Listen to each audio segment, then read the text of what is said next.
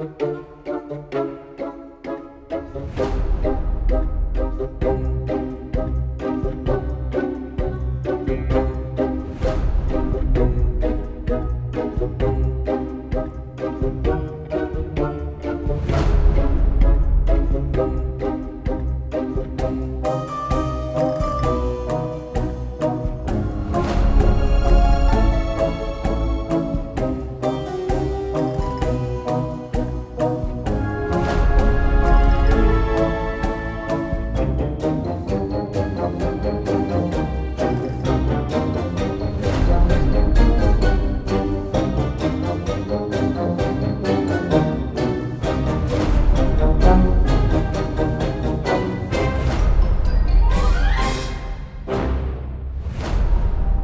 viewing pleasure. A seemingly quaint inn nestled in the woods of Moose Mountain Provincial Park. In the light of day, a bustling center of activity, teeming with patrons and passerbys alike. At night, an apparent nexus of paranormal activity. Our story starts with the owner, Mr. Dale Orsted. Welcome to the Moosehead Inn. Well, the very first time that we really noticed something going on was we started some renovations and we tore up the carpets after the bar closed. Went upstairs to bed after that was done, and all heck broke loose. It was banging, crashing. It was like the pool table being picked up and dropped. We thought there's burglars inside. We came down and checked, nothing there.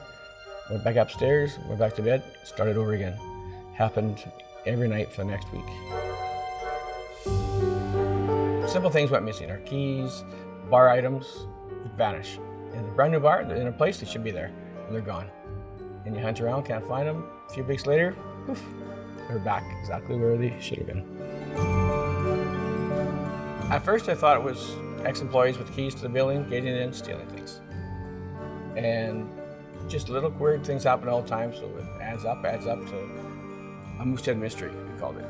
It wasn't until later we thought maybe it was a ghost.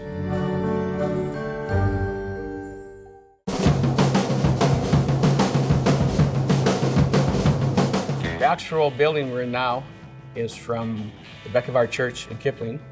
It was moved here in the late 60s by Mr. and Mrs. Grandison, and they set it up as a teen dance hall with lots of great bands, and it just became a weekend hangout for all the kids in the area.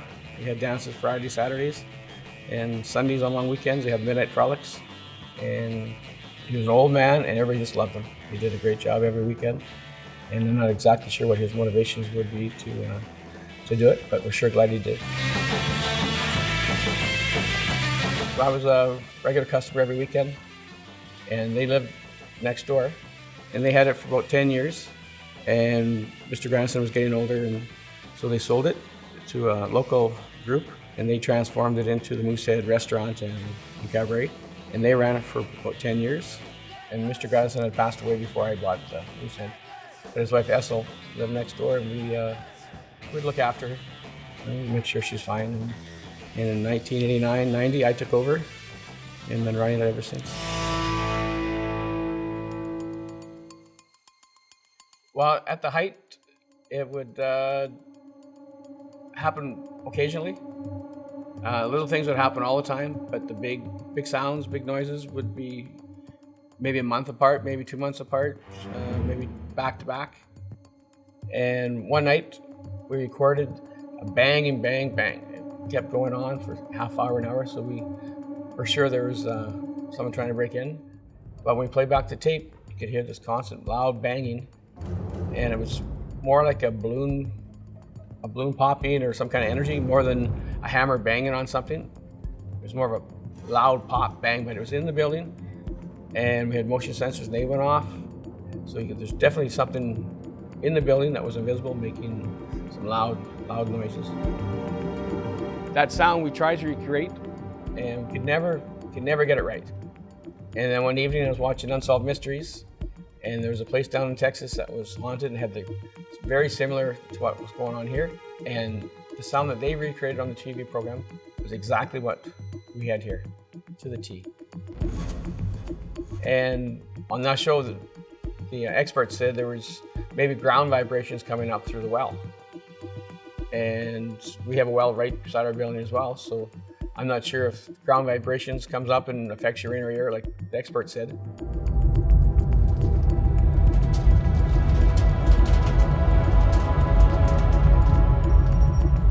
But just like the people in Texas, you come here and sleep, and you tell me if it's the well.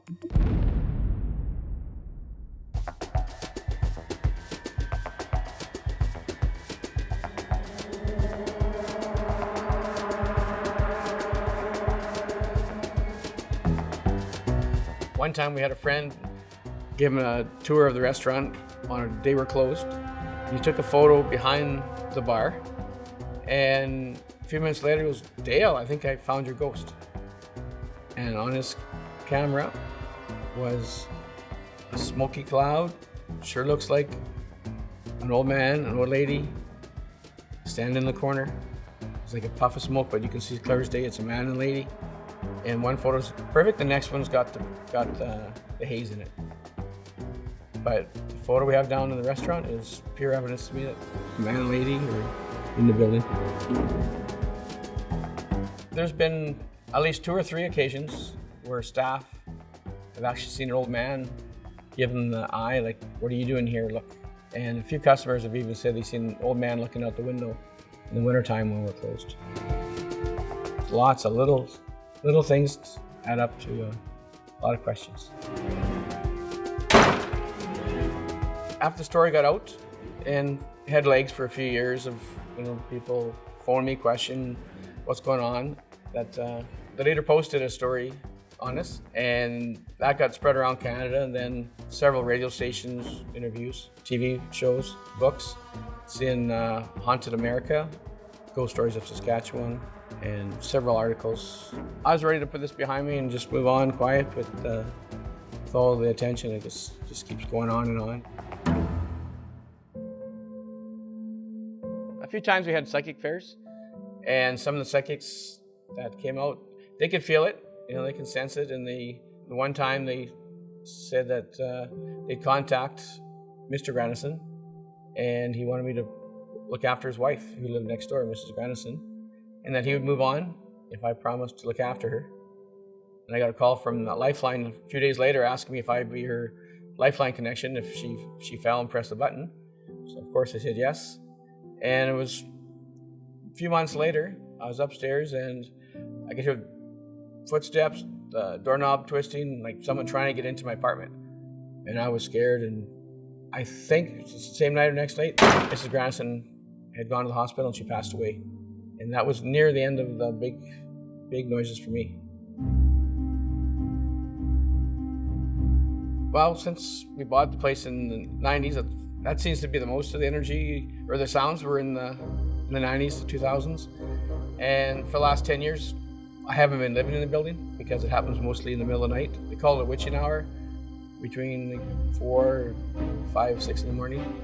Yeah, because we're not here, maybe it's still going on, but there's no one here to capture it anymore.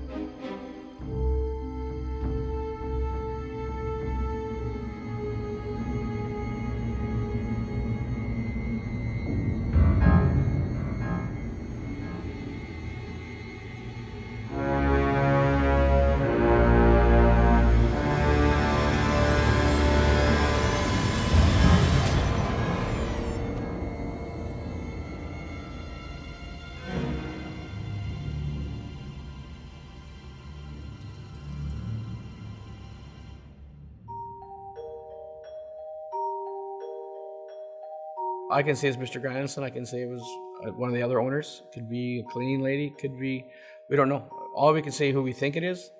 Whether we're right or wrong, I don't know. There's other options, but the most fitting for who it could be is probably Mr. Granison. I think it's Mr. Granison. I certainly do believe, and there's a lot of people that don't believe, and there's a lot of people that do. And put me in the I do believe. For your viewing pleasure, a look into the world of paranormal that is the Moosehead Inn. Are the spirits of the Grandisons still occupying this quaint hospice? Many believe they are now at rest, but for others, they believe the Moosehead Inn is still at a junction of the mysterious. The question remains.